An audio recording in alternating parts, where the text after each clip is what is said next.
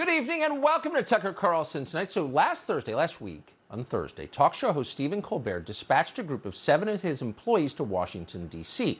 Their job, break into the U.S. Capitol complex and harass lawmakers inside.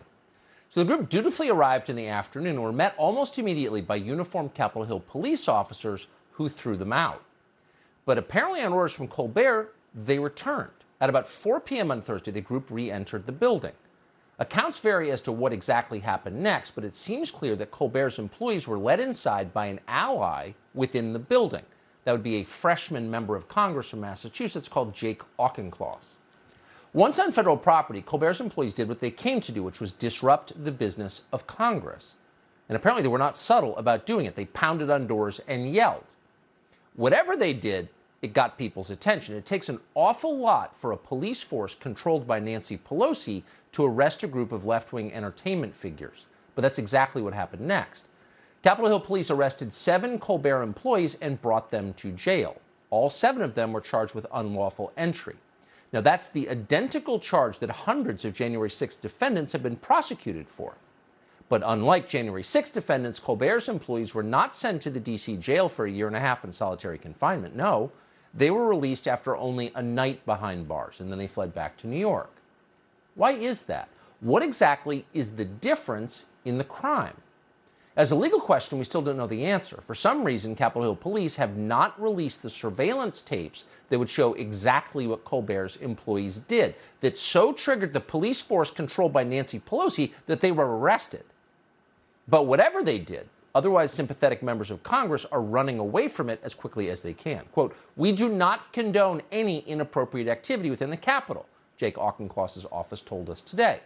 Though as a factual matter, that is not true.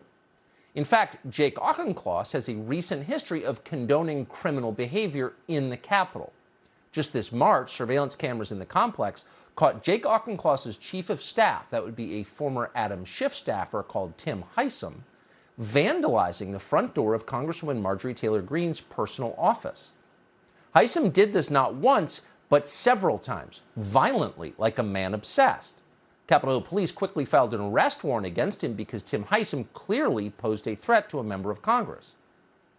But Jake Auchincloss did not fire him. Instead, Jake Auchincloss defended Heisom's vandalism as noble and justified.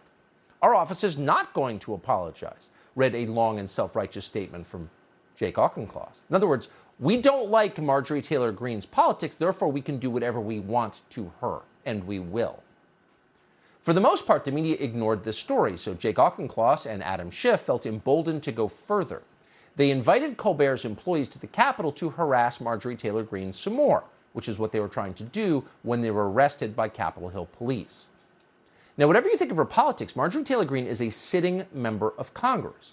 Preventing her or any other member of Congress from carrying out official duties as a public representative is, by definition, an attack on democracy. So how is what Stephen Colbert did different from what the protesters on January 6th have been convicted of doing? That's a very good question. And it's a question that Colbert himself spent the weekend thinking about. His conclusion? Well, unlike Trump voters, Stephen Colbert is a very good person. Therefore, any comparison to Trump voters is not simply ridiculous, it is a moral crime.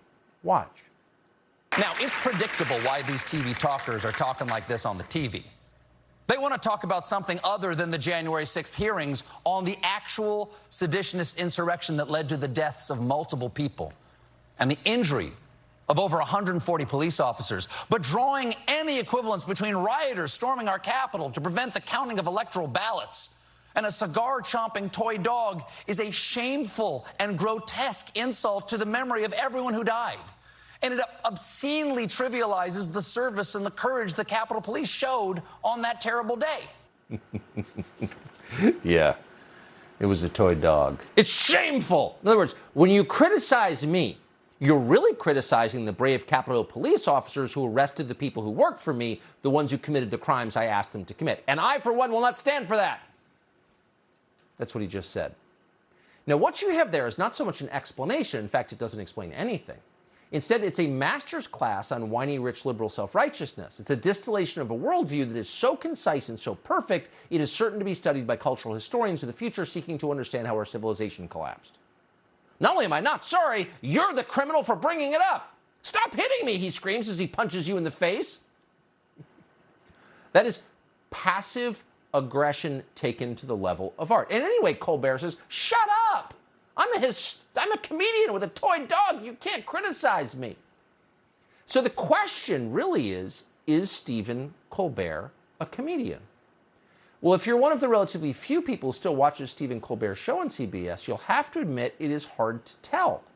Most nights, Stephen Colbert sounds like the notably unfunny Karine Jean-Pierre. He sounds like a Biden flack, delivering whatever talking points the White House tells him to repeat. And if you doubt that, here's what it looks like. Ladies and gentlemen, Joe Biden did it. He's our next president.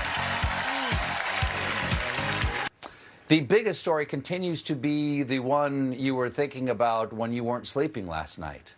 And it's the one happening all over America. The protests in wake of the murder of George Floyd. And please don't buy the false narrative that these are lawless mobs. The vast majority of these protests have been peaceful. There's a simple, if extremely difficult solution: reduce the number of guns. We've done it before, and it worked. Russia's invasion of Ukraine is a humanitarian crisis, but also it is a triumph of humanity. Take that, Putin. Okay, so I might have the most privilege of any white person you've ever met. How do I identify that in my own life? Because if I have white privilege, I want to be able to identify it. Give me some hints as to my white privilege.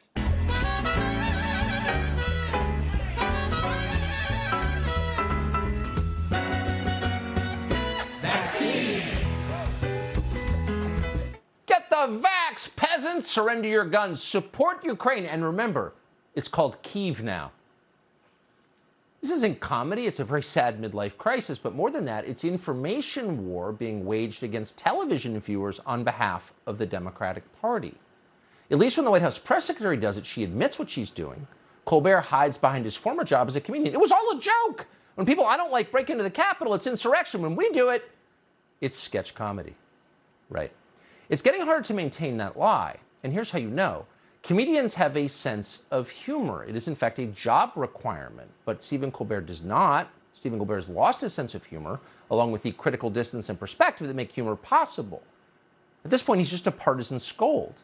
And you know that for certain, because even as he watched the QAnon shaman parade around the Capitol on January 6th, Stephen Colbert did not laugh. Now, an actual comedian, whatever his politics, would have found that spectacle hilarious because, let's be honest, it was. Hey, man. Glad to see you guys. You guys are patriots. Look at this guy. He's got covered in blood. God bless you. Yes. You good, sir? Do you need medical attention? I'm good, thank you. All right. I got shot in the face. Where are they? I got shot in the face with some kind of plastic bullet. Any chance I could get you guys to leave the Senate wing? We will. I've been making sure they ain't disrespecting the place. Okay, just want to let you guys know this is like the sacredest place. Hey! This is the guy in the bearskin and the horned hat. That's not hilarious? Yes, it is hilarious. No, he's a seditious insurrectionist, said Colbert. He needs to go to jail. He's a terrorist. And when he was sent to jail, Colbert applauded. Now, that's how Maoist cadres act. That's not how comedians act. So Stephen Colbert may be a late-night host still for some reason, but he has zero sense of humor. He ought to step aside and let some young person who still gets the joke to have the job, but he won't. Here was Colbert on November 6, 2020. Watch. And if you did not know that Joe Biden was getting close to 270, Donald Trump just provided all the proof you will ever need. True story. I'm wearing black tonight because I was getting dressed this afternoon, and I thought he might try some shenanigans, and it might be fitting to tell jokes while wearing something somber if he goes down that dark path. So we all knew he would do this.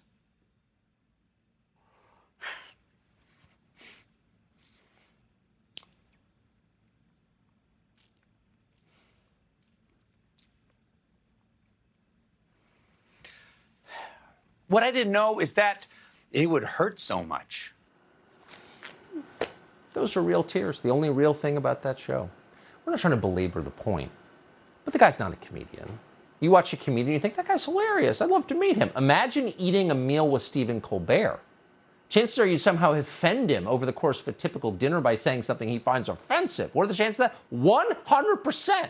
Stephen Colbert is a Karen. He's a brittle, middle-aged woman who's always lecturing you about something. In fact, he's Elizabeth Warren. They even look alike. Have you seen them in the same room recently? No. Sad. He was talented at one point. So was Robert Smigel. That's one of the Colbert employees who was also arrested last week. Smigel's been doing his dog puppet routine for 30 years. That's the one that Colbert is now hiding behind. It was just a dog puppet. The dog puppet was kind of funny during the Clinton administration. It is pure hackery now. Smigel keeps going because he's got a political message for you. I'm going to beat you over the head with my political message. Ah! No one laughs at Robert Smigel anymore. It's pathetic. Who's funnier, Robert Smigel or the guy who took pictures of himself at Nancy Pelosi's desk on January 6th? Be honest. It's not even close. The guy at Pelosi's desk is hilarious compared to the guy with the talking dog. And none of them is half as funny, again, sorry, it's true, as Donald Trump. And how do you know that? Show us the late night host who said anything half as amusing as Trump's taco bowl tweet. Ever? Any of them? No, never. These people are so afraid, they're so terrified, holding on to their stupid jobs late into middle age, that how do they respond to Cinco de Mayo? Fawning over the indigenous cuisine of the Latinx community. Nobody likes that. And that's why, in the end, Stephen Colbert has not a single Hispanic viewer. His audience is entirely self-hating white liberals like him. So nobody watches anymore. And that's fine. That's CBS's problem. But don't tell us you're a comedian and therefore exempt from the normal rules of behavior and the normal federal laws about trespassing, because you're not. You did what they did, and you should be punished in exactly the same way.